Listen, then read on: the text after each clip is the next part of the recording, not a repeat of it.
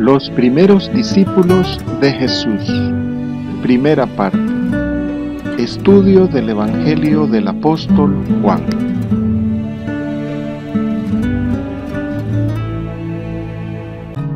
El siguiente día, otra vez estaba Juan y 2 de sus discípulos, y mirando a Jesús que andaba por allí, dijo: «He aquí el Cordero de Dios». Le oyeron hablar los 2 discípulos y siguieron a Jesús.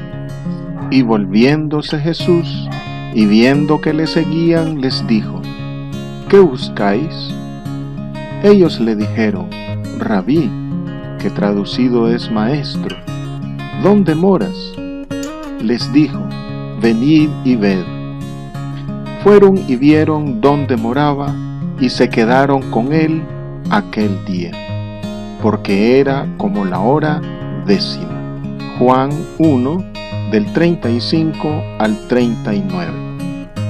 Este es el tercero de los 4 días o eventos mencionados en este capítulo que marcan el proceso de la revelación del Señor Jesús como el Mesías. En esta ocasión estaban con Juan el Bautista 2 de sus discípulos. Andrés era uno de esos 2 discípulos, y del otro discípulo no se dice su nombre, pero se da por entendido que es Juan, el hijo de Zebedeo, el autor de este evangelio, quien se presenta a sí mismo de manera indirecta, como igualmente lo hace en el capítulo 21, versículo 20. Así, al igual que en los evangelios sinópticos, Andrés y Juan están entre los primeros 4 discípulos del Señor Jesús, junto a Simón Pedro y Jacobo, hijo de Zebedeo. Más adelante, en el versículo 43, el apóstol Juan describe cómo fue el llamamiento de Felipe, el 5º discípulo en la lista que dan los sinópticos de los 12. Y mirando a Jesús que andaba por allí, dijo: «He aquí el Cordero de Dios». Por tercera vez, el Bautista fijó su vista en Cristo Jesús, es decir, le miró con penetración y discernimiento, y entonces volvió a anunciar que Jesús era el Cordero de Dios. En el versículo 42, el Señor Jesús vio a Simón de esta misma manera y lo conoció por completo. Le oyeron hablar los 2 discípulos y siguieron a Jesús. Los maestros en Israel buscaban consolidar su hegemonía sobre sus discípulos. Deseaban estar rodeados de ellos, pero el Bautista no buscó su propia gloria. Con su anuncio condicionó la mente de los suyos para ir tras uno más grande que él. Esto muestra su humildad, claridad en el ejercicio de su tarea y seguridad en la superioridad del Señor Jesús.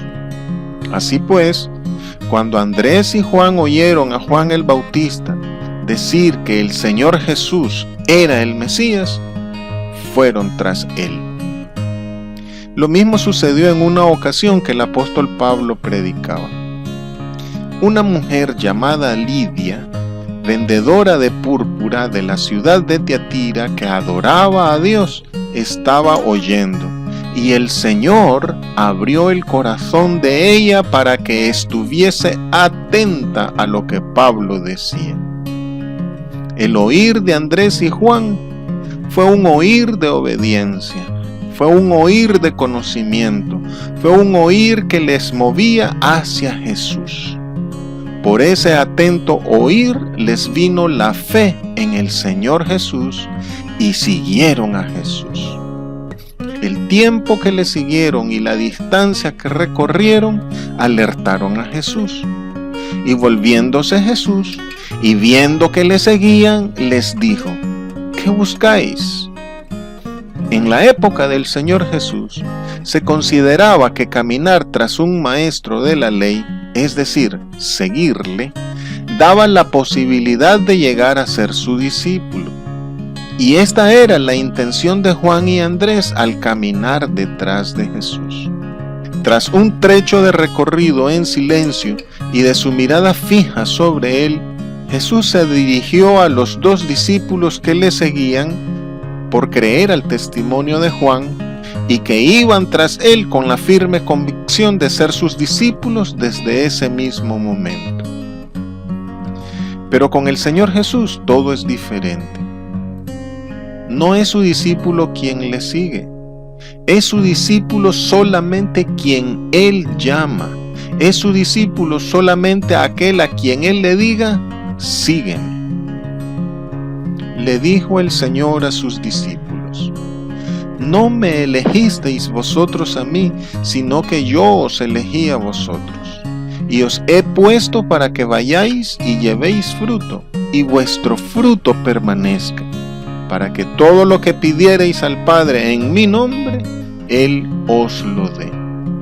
Seguirle significa que se piensa que Él señala el camino, pero recibir el sígueme del Señor significa que Él nos dice: yo soy el camino. Hay diferencia, pues, entre ser seguidor de Cristo y ser llamado por Cristo. Preguntémonos entonces si nosotros somos simples seguidores o somos llamados por Él, y procuremos estar entre los llamados. ¿Qué significa ser llamado por Cristo Jesús?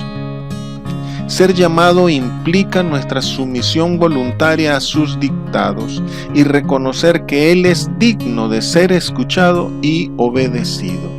Y significa también imitarlo en todo.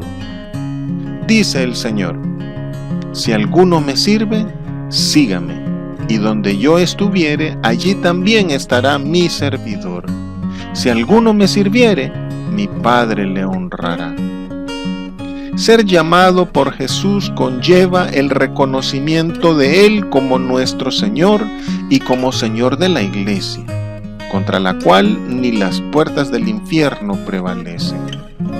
Ser llamado por Cristo significa estar reunidos alrededor de Él como señal de su señorío sobre todas las cosas, tanto en la tierra como en los cielos, por su victoria en la cruz. Y Jesús les dijo: ¿qué buscáis? Esta pregunta no va en el sentido de ¿qué queréis?, sino en el sentido de ¿qué buscan conmigo? ¿Qué pretenden conseguirme? ¿Qué esperan de mí? En el caso de Andrés y Juan, el Señor Jesús sabía que su objetivo sobrepasaba la mera curiosidad. Por eso, les preguntó el objetivo de seguirle, para que se clarificaran este punto. Cristo Jesús ha declarado: no todo el que me dice Señor, Señor, entrará en el reino de los cielos, sino el que hace la voluntad de mi Padre que está en los cielos. Es pues que nosotros también debemos preguntarnos qué nos motiva a seguir a Jesús. Sería bueno que esperemos que Él nos elija como uno de los suyos. Sería bueno que deseemos que Él nos elija como uno de los suyos. La pregunta del Señor también puede ser entendida como: ¿a quién buscáis? ¿Buscas a Jesús como tu Dios y Señor? ¿Lo buscas solo como un maestro? ¿Buscas a Jesús como tu pastor? Procuremos clarificar nuestro objetivo al buscar al Señor y contestémonos qué pretendemos conseguirle a Él, qué esperamos de Él, quién es Él para nosotros. Hay quienes le siguen por razones equivocadas. Unos le siguen por intereses económicos, otros para calmar su conciencia, algunos por intereses políticos, otros solo para conseguir un milagro, otros para obtener su bendición nada más, algunos para obtener experiencias religiosas.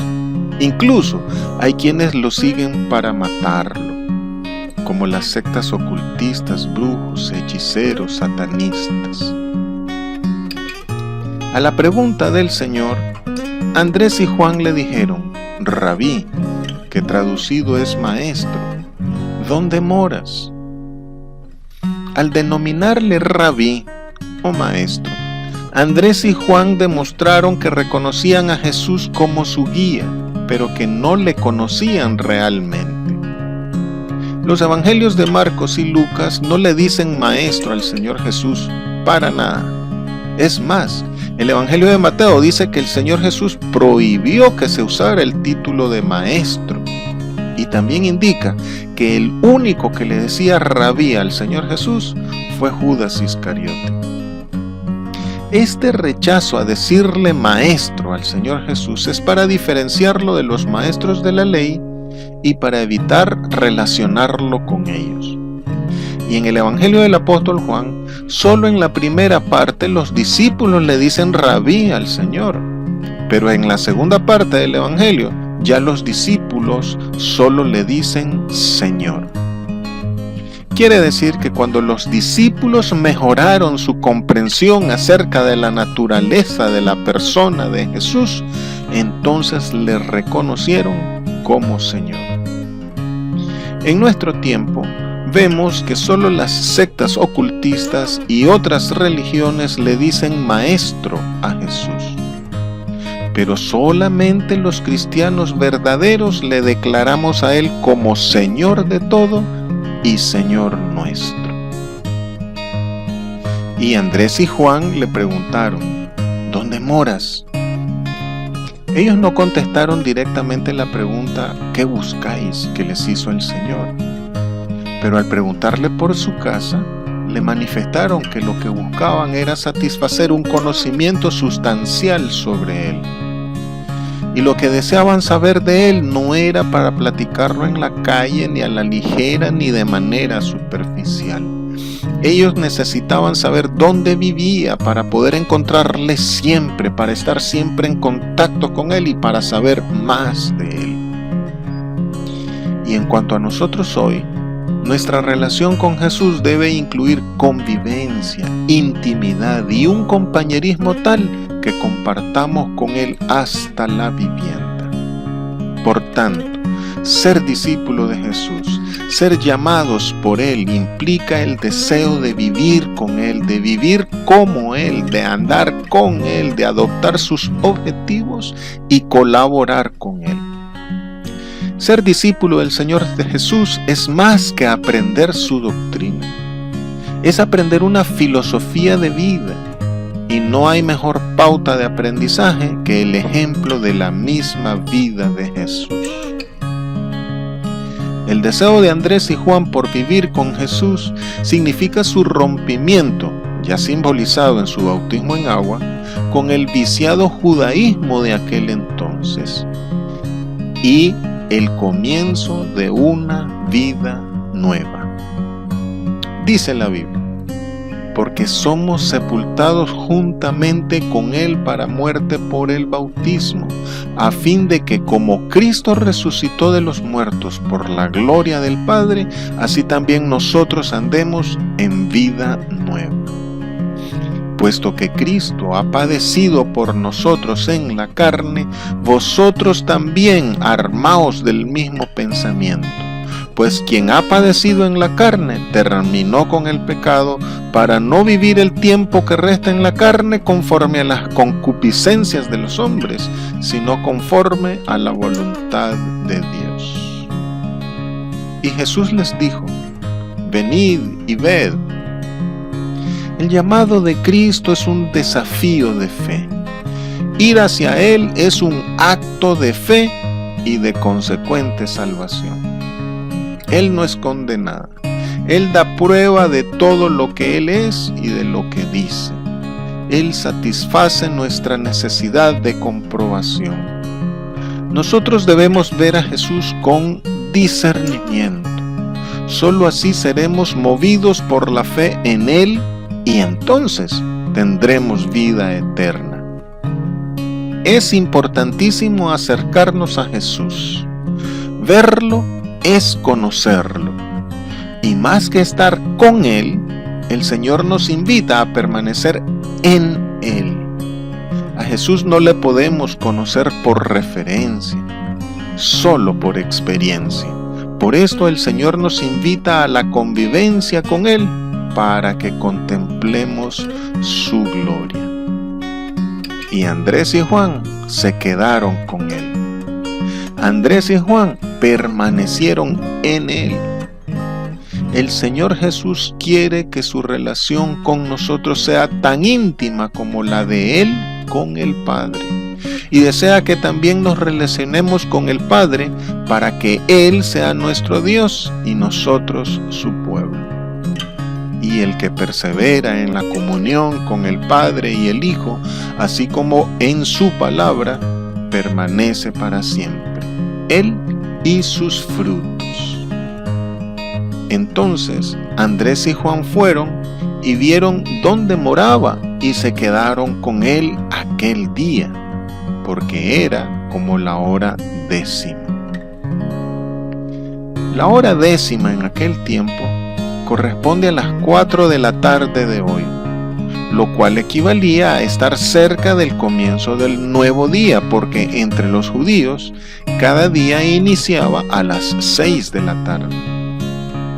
Probablemente era un día viernes, así que el nuevo día sería un sábado, el día de reposo. Si así fue, entonces era más necesario quedarse con el Señor para esperar el reposo.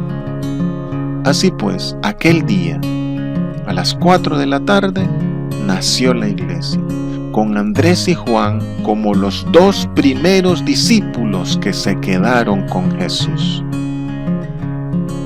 Y tomando en cuenta que el número 10 es símbolo de la totalidad, de lo completo, de lo pleno, entonces a esa hora se dio el nacimiento pleno del reino de Dios. Ahí se dio el inicio de la nueva humanidad y empezó a brillar en sus corazones el lucero de la mañana, que es la palabra de Dios. La iglesia entonces empieza a formarse un sábado y sustituyó por completo al antiguo Israel el gran sábado, que fue el día después que el Señor fue crucificado. Aquel gran sábado finalizó la dispensación de la ley y la iglesia se consolidó con la resurrección del Señor el primer día de la semana, que es la Pascua de Jesús, el reposo del Señor. Por otro lado, al no especificarse su domicilio y al ser las 4 de la tarde, una hora después del sacrificio pascual, es decir, de la muerte del Señor Jesús, puede decirse entonces que la cruz es el lugar donde vive el Señor Jesús y es el lugar donde debemos vivir nosotros. Y Jesús decía a todos: si alguno quiere venir en pos de mí, niéguese a sí mismo, tome su cruz cada día y sígame.